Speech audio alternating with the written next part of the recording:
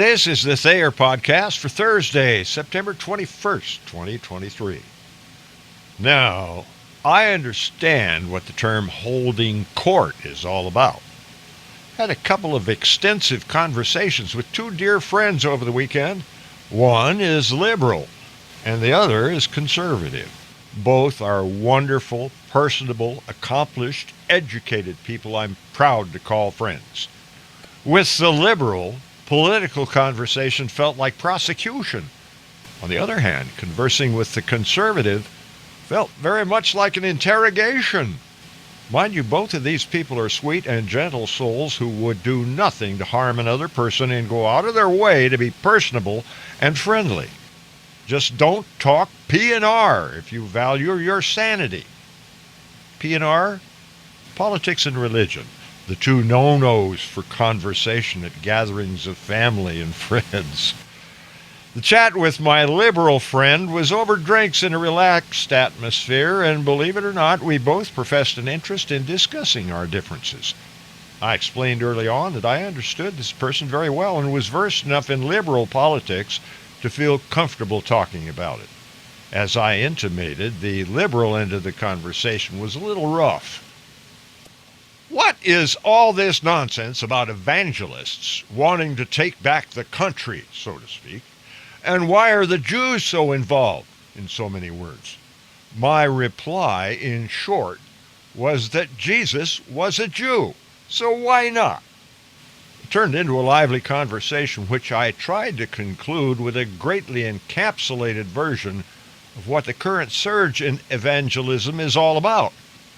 All people think about death from time to time, and all wonder what happens next. All religions are based around the idea that we never truly die. For instance, any Hindu could be born again as a grasshopper. The Judeo-Christian way of life asks people to be kind to one another and simply believe history, not just the Bible or the Quran or other holy writings, but the history of mankind, written down and preserved through the ages.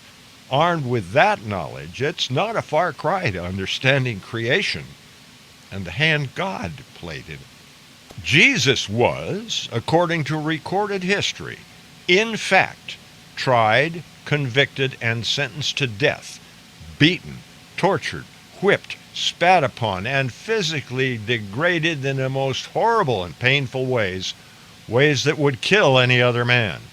He carried his own cross for over a mile to the outskirts of Jerusalem, where he was literally nailed to it and displayed on it upright on the hillside next to the main thoroughfare. Helpless to prevent it from the cross, he was also speared in the side by a guard. Only moments before passing, he told the two criminals beside him, men who had also been crucified and who were also in their own throes of death, that if they would just believe who he said he was, they would see him again, alive, in heaven. The disciple John wrote about Jesus' plea to the two men, which is the world-famous passage from his book John 3, verse 16. For God so loved the world, and so forth. Today, evangelists insist that the way to eternal life is through a belief in Jesus Christ.